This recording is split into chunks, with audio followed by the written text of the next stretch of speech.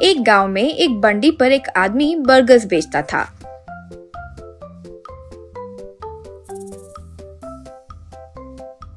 उसका नाम था चौहान। चौहान की पत्नी और शुभम नाम का एक बेटा था। चौहान अपने बंडी पर अलग अलग किस्म के बर्गर्स बनाता था।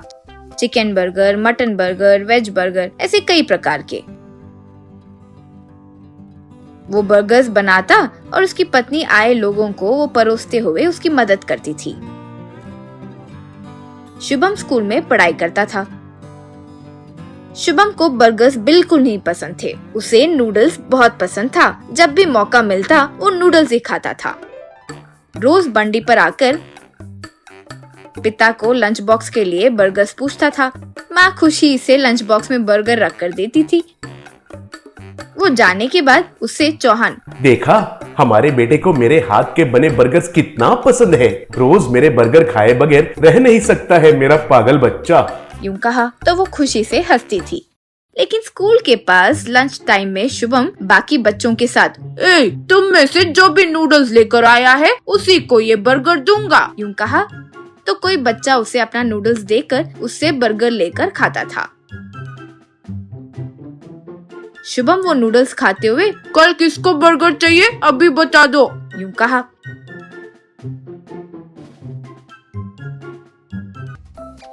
इस तरह रोज वो अपना बर्गर किसी को देकर उनका नूडल्स लेकर खाते हुए खुश होता था। कुछ दिनों में उस गांव में चौहान के सामने ही 2 और बर्गर्स के बंडी आने से उसका गिराकी कम हो गया। इससे चौहान, उसकी पत्नी दुखी होने लगे। एक दिन तो एक भी इंसान आकर बर्गर खरीद कर नहीं खाया। इससे बंडी पर वे बर्गर्स ऐसे ही रह गए। वो देखकर चौहान और उसकी पत्नी बहुत ज्यादा दुखी हुए। उस रात दोनों घर पर खाना भी नहीं खा सके और दुखी थे। उस पर गौर करते हुए शुभम, क्या हुआ, यूं पूछा। माँ, क्या कहूँ बेटा, इतने समय हम बर्गर्स बेचकर ऐसे तैसे जीते थे। अब हमारा मुकाबला करते हुए कई लोग आ गए हैं। आज तो एक भी बर्गर नहीं बिका। अब हमें कुछ मजदूरी का काम करके पेट भरना होगा बेटा, यूं बोली। वो बातें सुनकर शुभम दुखी हुआ। दोनों उस दिन से मजदूरी करने लगे।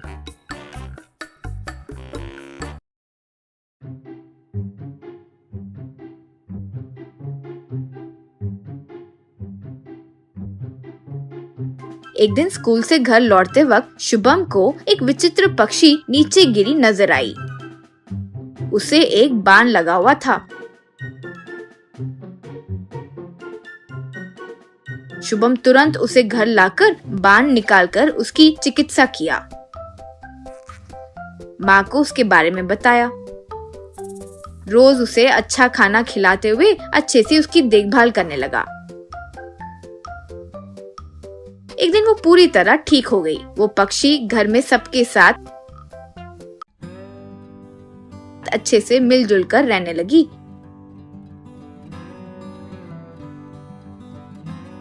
एक दिन वो पक्षी, बेटा शुभम, मैं एक मायावी पक्षी हूँ। मेरी जान बचाने के लिए धन्यवाद। आपकी मुश्किलों का मुझे अंदाजा है। कहती ही सब वो बात करते हुए पक्षी को देखकर हैरान रह गए। शुभम, अरे तुम बात कैसे कर सकती हो, यूं कहा तो पक्षी, कहा ना मायावी पक्षी हूँ। मैं सिर्फ बात ही नहीं, जो हुआ जो होने वाला है सब बता सकती हूँ, यूं बोली। शुभम, बातें तो ठीक है, लेकिन जो हुआ जो हो सकता है वो कैसे बोल सकती हो? हम विश्वास कैसे करें, यूं कहा। तब पक्षी, तुम रोज बर्गर के बदले स्कूल में तुम्हारे फ्रेंड्स के नूडल्स खाते हो ना, यूं बोली। तब शुभम दंग रह गया। चौहान, अरे बाप रे, मैं तो ये सोचा कि इसे मेरे हाथ के बर्गर्स बहुत पसंद है, तो ये है बात, यूं कहा। तब पक्षी, चौहान, तुम में भी कुछ बदलाव आने चाहिए। जरूरत के साथ तुम्हारे बर्गर में स्वाद बदलना होगा।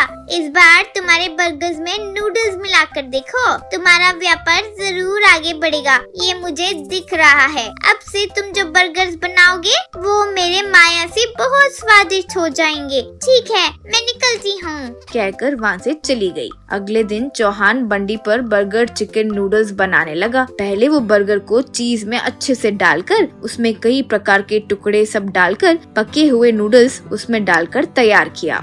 उन्हें शुभम और उसकी माँ आने वाले लोगों को परोसे। वो स्वाद लोगों को खूब पसंद आया। बस कम समय में ही उसका नाम मशहूर हुआ और अच्छे पैसे आने लगे। वे नूडल्स से अलग अलग प्रकार के बर्गर्स बनाकर खुशी से जीने लगे। चौहान: सबको नमस्कार। आशा करते हैं कि ये वीडियो आपको पसंद आया है। प्लीज लाइक कीजिए, शेयर कीजिए और कमेंट भी कीजिए। आपने कभी बर्गर चिकन नूडल्स खाया है क्या? और खाते वक्त ये वीडियो किसने देखे हैं ये जरूर बताइए। धन्यवाद।